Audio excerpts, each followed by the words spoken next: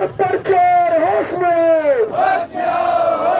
और ये मनमानी नहीं सहेंगे, नहीं सहेंगे, नहीं सहेंगे, ये मनमानी नहीं सहेंगे। नहीं सहेंगे, नहीं सहेंगे। बहुत बहुत धन्यवाद। हमारे बीच में जैसे हमने आमंत्रित किया था, भाई हमारे बीच में पहुंच चुके हैं। मैं आपकी तरह अपना युवा नहीं हूँ, युवा साथी बैठे पेपर देने के लिए, ना मुझ में उतना जोश है आपकी तरह, लेकिन आज भगत सिंह की जन्म जयंती, तो इससे शुरुआत करूंगा एक ही नारे के साथ, इनकलाब जिंदाबाद। मेरा पेशा जो है वो डेटा से संबंधित है। मैं डेटा इंजीनियर करीब 6-7 साल हिंदुस्तान में और हिंदुस्तान के बाहर करीब 10-1 साल, और मैंने यूनाइटेड नेशंस के एम्प्लॉयमेंट और अनएम्प्लॉयमेंट के डेटा पे काम किया। तो थोड़ी सी बात उसी के परिप्रेक्ष्य में रखूंगा और तब आपसे बात करूंगा। तो ये आज से जो यूके SSC पे CBI जांच की मांग कर दी है, ये आज नहीं थी। बॉबी भाई आप लोगों ने, तब मैं हिंदुस्तान में भी नहीं था मैं, लेकिन उसमें लुसन भाई, मोहित भाई, आप लोग के कुछ एक टीम के कटहत के साथ जुड़ चुका था। तो हम लोग वहां से भी बाहर पे बैठ के, देश के बाहर बैठ के आप लोग का समर्थन कर रहे थे। तो ये मांग 3 साल पहले की, सितंबर की ही कहानी है कि 3 साल पहले हमने यूके SSC के लिए CBI जांच की मांग की थी, और आज भी हम उसी बात पे बैठे हुए हैं। 3 साल पहले इसी तरह बहुत बड़ा धरना हुआ था, इसी तरह बहुत बड़ा आंदोलन हुआ था। हमको यूके SSC में CBI जांच की मांग नहीं हुई। उसमें पहला नाम आया हाकम सिंह। अब दिक्कत यह थी कि हाकम सिंह हो गया हिंदू, और बीजेपी के तमाम नेताओं के साथ, चाहे वो त्रिवेंद्र सिंह रावत हो, चाहे वो धामी हो, चाहे वो आपके धन सिंह रावत हो, चाहे वो सत्ता, उसके साथ सबकी फोटो आई। ऐसा कोई नेता नहीं था जो भाजपा का उसके साथ उसकी फोटो नहीं आई। मतलब भाजपा को बहुत अच्छी, नेताओं को बहुत अच्छी तरह पहचानता था, और जिला पंचायत सदस्य भाजपा का था, जैसे आप लोग सब लोग जानते हैं।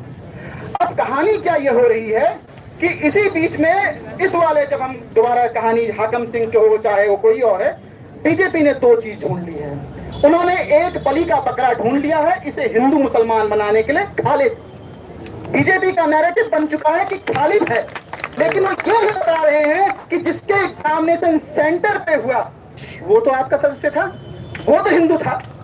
मैं ये बात बोलना चाह रहा हूं, जिस प्रोफेसर को पकड़ा गया वो भी हिंदू था, जिस दूसरे रावत जी की नाम हो रही है उसके ऊपर। तो खालिद के यहाँ बुलडोजर चला, इन 2 बाकियों के यहाँ बुलडोजर नहीं चला, क्योंकि बीजेपी ने नैरेटिव सेट कर दिया हिंदू मुसलमान बनाने का। दूसरा, सनातन धर्म के विरोधी हो गए।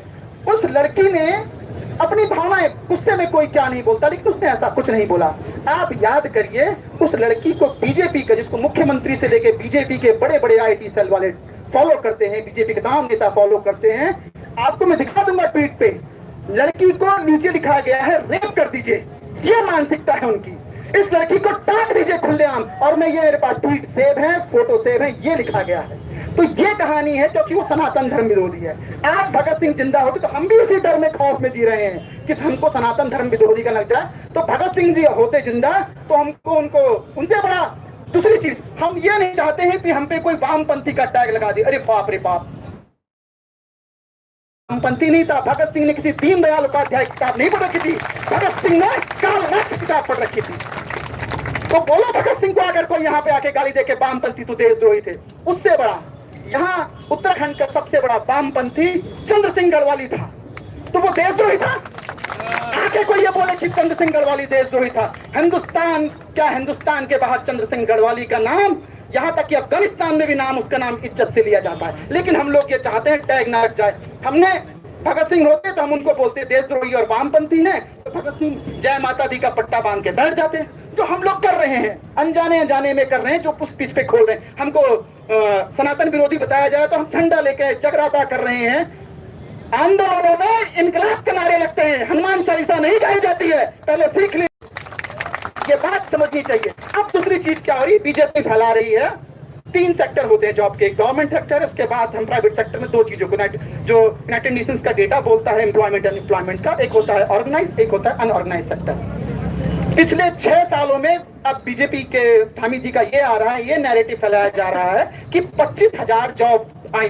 जो डेटा मेरा भी तमाम लोग निकाल के दे चुके हैं कि 25,000 जॉब में, अभी तक जो सच बात है कि 25,000 जॉब दी, इतने सारे मुख्यमंत्री हुए 25 सालों में, सबसे ज्यादा जो सरकारी नौकरी दिया है 25,000 धामी जी ने दी हैं। अब जो असल डेटा बताता है वो ये बताता है कि 8,900 नौकरियां दी हैं, जिनमें से 6,500 आपकी टेम्परेरी है, 2,745 जो जॉब है वो खाली आपकी परमानेंट है। तो इन 6 सालों में लगा लीजिए 410, एक साल में 410 लोगों को सरकारी नौकरी इस सरकार ने दी है। अब 2020 है ना धामी जी, तो 420। अब ये बात करिए, अब तो मैंने आपकी सरकारी नौकरियों की बात की। हर साल यहाँ के स्कूल कॉलेजों से में करीब 2 लाख छात्र पढ़ते हैं। उस बेरोजगार संघ का खाली इतना छोटा मुद्दा नहीं होना चाहिए सरकारी नौकरियों का। ये तमाम बेरोजगार जो पढ़ रहे हैं हमारे इंजीनियरिंग कॉलेज में, जो छोटे मोटे नर्सिंग कॉलेजेस में पढ़ रहे हैं, जो ये आपके कॉमर्स के कॉलेज में, ये तमाम चीजों की बेरोजगार संघ को वहां पहुंचने की भी कोशिश करनी चाहिए। वो करीब 2 लाख का होता है, 6 लाख में लगा दिया जाए तो करीब 12 लाख होता है। 12 लाख का 25% लगा लीजिए आप लोग, 3-4% लोगों को नौकरी दी गई है। तो ये पूरा बड़ा डेटा है।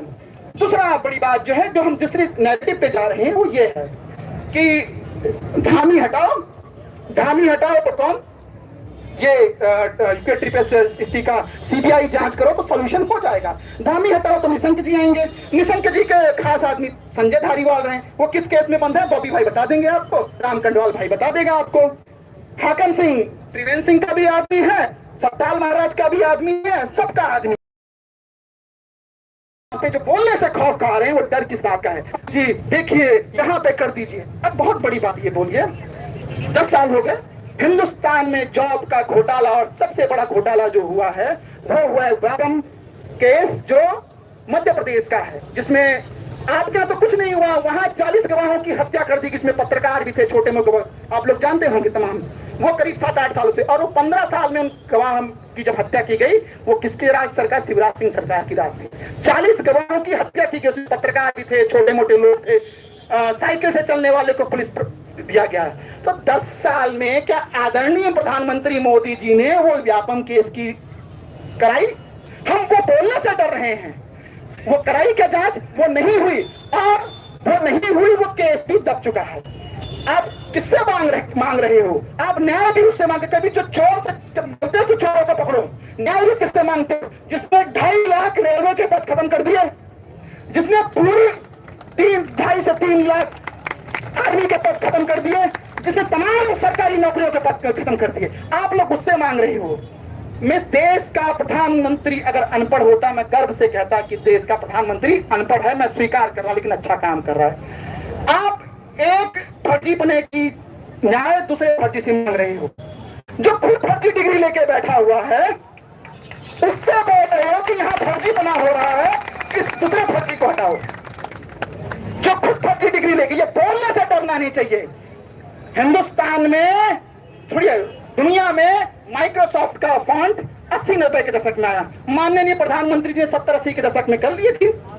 और इस देश का गृह मंत्री आके बताता है कि माइक्रोसॉफ्ट के फॉन्ट में ये मार्कशीट छपी हुई है, जिस जमाने में हाथ से लिखी जाती थी मार्कशीट टीयू की, ये बीए और एमए कर लिया है।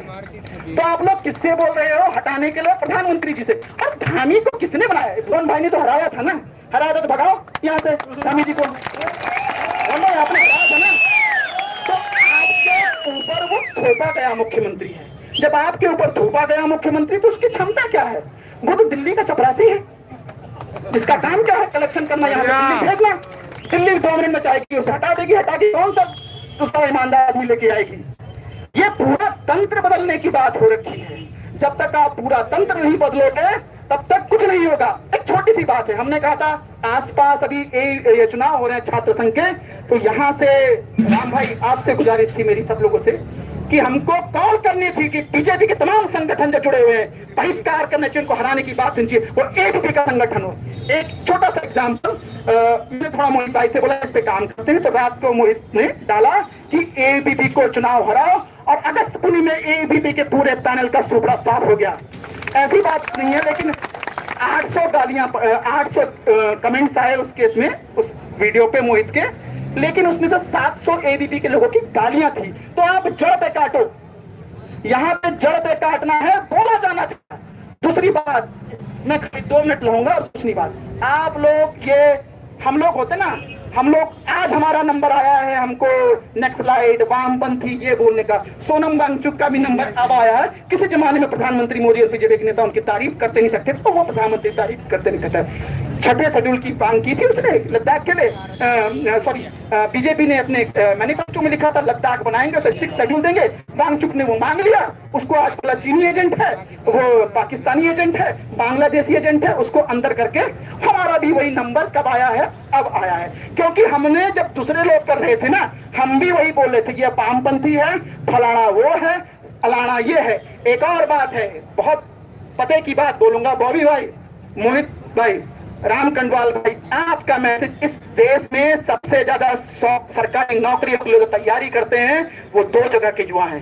सबसे ज्यादा नौकरियां वहीं आती है सरकारी की, जो करते भी हैं, वो है एक बिहार का, एक है उत्तर प्रदेश का। आप लोगों को यहाँ के मंच से बिहार के युवाओं के लिए बोलना पड़ेगा कि बिहार के युवा देख लो, हम तो खाली 2,500 की नौकरी के लिए बोल रहे हैं, तुम्हारे यहाँ 2.5 लाख की नौकरियां आएंगी और यही कहानी होगी।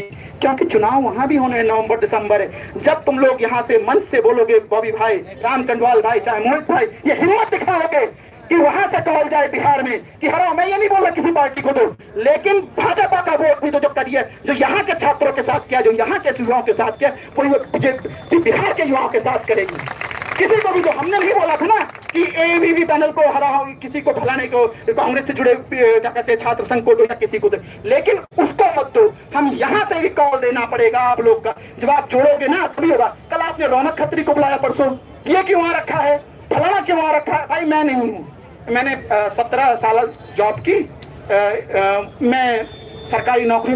इस बेरोजगार संघ के आंदोलन को प्रदेश में तमाम ऑर्गेनाइज छात्रों तक पहुंचना चाहिए।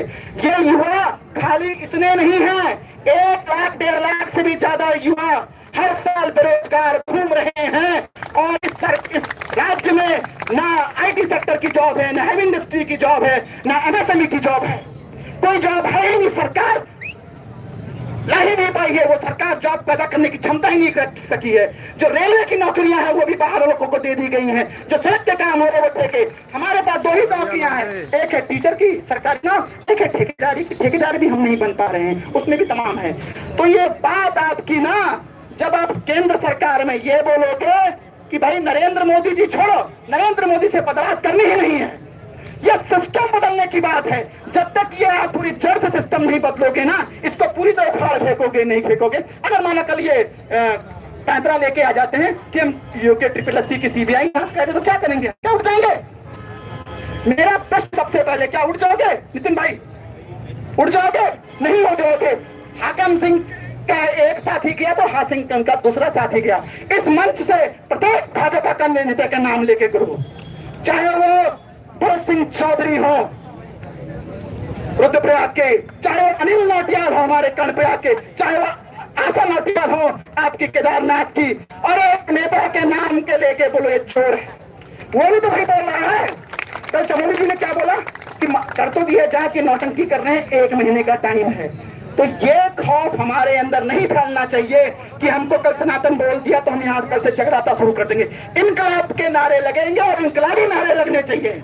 अगर मैं यहाँ से पुष्कर धामी मुर्दाबाद बोलूंगा तो नरेंद्र मोदी मुर्दाबाद बोलने पे सबकी आवाज भी बड़ी होनी चाहिए। पुष्कर धामी मुर्दाबाद, नरेंद्र मोदी मुर्दाबाद। धन्यवाद।